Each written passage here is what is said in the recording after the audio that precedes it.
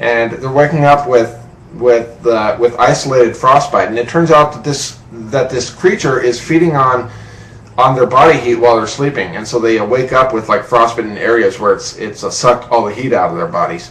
And so it's just a story that I'm working on, but I think it's an interesting way to promote it by pretending to be the victim of this creature. Yeah, and I thought he did a pretty good job with it. It's sounds like a good story. Yeah. Well, thank you. Yeah, I was surprised when he said it too. Thanks. No, Tom's awesome at that. I mean, when it comes to, wow, we're all saying awesome. Jinx, Awesome. no. Personal Jenks got y'all. What are we for? But anyway, I'm gonna probably go. We got a couple minutes, and I'll cover that up right at the end, just to make sure that we. Mitch wants to know if it's a feature or a short. Ultimately, I want to make it into a feature, but I'm still trying to flesh out the story. I basically have the beginning, middle, and end, just like Ray was talking about. There's a lot of filler that I have to put in there. There's things I haven't quite figured out how I'm going to explain yet. I do know that this creature can get in and out of the walls and floors by changing its density. It can turn into a liquid or gas and seep through the floor if it wants to, and then turn solid. Sorry. No, remember, when you're doing this out of your house, you don't have the sound control stuff, and the kids are killing a crackhead. That's all. Go ahead. Well, I gave my kid a camcorder, so he's running around outside. He's probably got a zombie movie for me to watch now. Yeah, and anyway, all right. I'm sure some of you guys are curious. What? Upload it so we can watch it. What, my son's video? Yeah. I'm knowing my son is probably full of swearing, so I'll have to go and edit out those parts first and then YouTube it. And he hasn't learned editing yet. He doesn't know, exactly when to cut. He just keeps going. So, I do that too. Yeah. Hey, when you guys are shooting your films, you ever done this? You call cut, you walk away from your camera, and then you have like 40 minutes, and you don't know why is this on the camera? Yeah, I've done that before. I've done that too. Or at times where you think you're recording and you're not, and then you press the button again to stop it, and it starts recording. It's like, oh shoot, I didn't record the whole thing. Yeah, hopefully you catch it. Yeah. But yeah. So also, I'll take you guys through the writing of a complete screenplay over time, and we'll just keep doing what we're doing. Any ideas? Just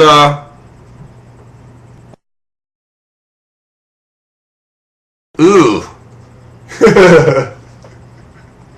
or worse, you accidentally. You know how some cameras rewind a little bit? Yeah, yeah. And then you wind up or you turn off for a little bit and you forget, and then you lose like 2 seconds. Mm-hmm. That's why when you shoot, guys, always let it go a little bit longer. Right. And always wait a little bit before you start. Right. I'm pretty sure somebody's getting beaten out there. And use a slate or a clapboard or whatever you want to call it too, because you're going to have a number of scenes, and you're going to have, well, if you're doing it right, then you're probably going to have more than one, take. Like Tom pointed to me, I always shoot right. That's a good tip. Thanks, Mitch. What do you say? Let your cameraman say speed before action. Well, there you go. Unless you're the cameraman director. And you guys don't really need the clapper types unless you're actually trying to sync the audio into your video. Because otherwise you're really just playing a movie director. But all you really need is just like a sign that that says the scene in the take. That's really all you need. Right, and don't be afraid to shoot out of order. If you guys are slating your scenes and stuff like that, it's fine. Ho Ho Homicidal was shot so out of order, it's not even funny. Yeah.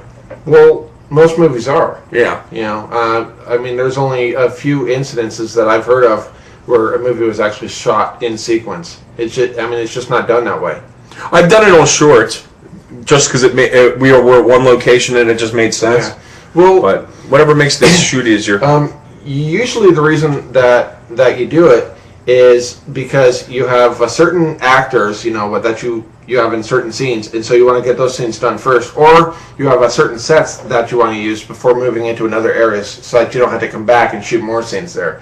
Because that way you won't ruin the carpet of your friend's house? Yeah, well, everybody knows me as a Dr. Weirds because I'm a huge fan of Event Horizon, the 1997 movie, and they had huge sets for this movie, and I actually have a unit schedule that shows the like when each scene was scheduled to a shoot, and what they would do is they would use one big huge set and they'd shoot all the scenes there, and then they tear it all down and do it, and then build what they needed. Right. Yeah. Right. And so that's another reason that it's done out of sequence. Yeah, I mean, even on my projects so far, we haven't even really had to build anything, just because money. Oh.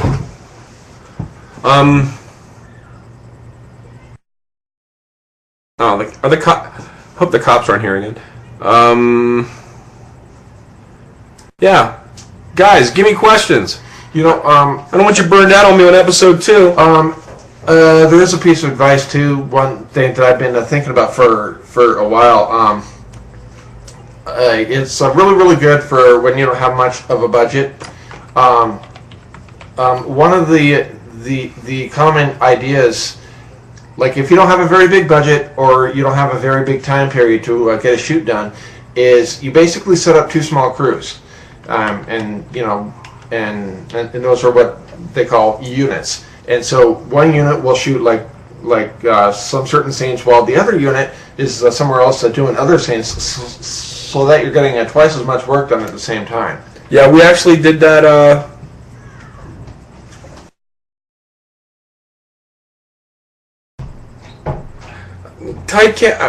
I'm not exactly sure if I'm following what you're saying there, Citrus. Avoid typecasting for, you mean being a writer and director?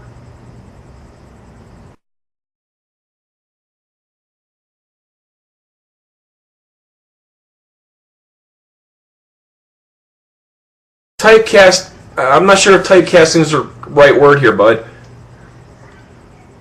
You know what? If you know one genre, oh yeah, write that genre. Right. If you want to experiment. I broke into writing comedy, and that led to horror and some other things. But that's one thing that's fun is messing with your audience. Like they'll know you for like one type of movie, and then go out of your way to make something that's completely different. It'll completely blow them away. Yeah, but in terms of writing, sometimes that's hard. Yeah. Well, I'm talking about just in the terms of stories in general.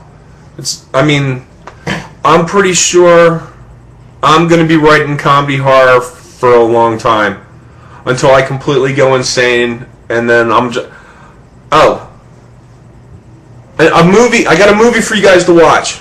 You ready? Fart the movie. It's better than I thought it was going to be. Oh, you actually saw it? Yeah. Joel Weiss? I couldn't find him. What? I couldn't find him in it. Well, then you saw the wrong one. There's actually 2 movies with that name. One I'm talking about has Chris Farley's brother plays one of the lead roles. Well, I've got a tape of it somewhere. Cool. Yeah. And we'll talk about that later. But let's see. If there's not any more questions, I think we're gonna let you guys go. I'm just gonna stop the broadcast and the recording, but I'm gonna let the chat stay open for a little bit. Tom and I have to go do some film. I can't do it. Filmmaking stuff. Right there. Oh, this thing. Okay. But thank you, Mitch. See, it's easier with my camera. It's got a bigger lens, and I know exactly what I'm looking at. Yeah. Well, it's on the computer. Yeah. But anyway, we're gonna we'll see you guys next week, 6 p.m. Pacific time, 9 o'clock East Coast time. That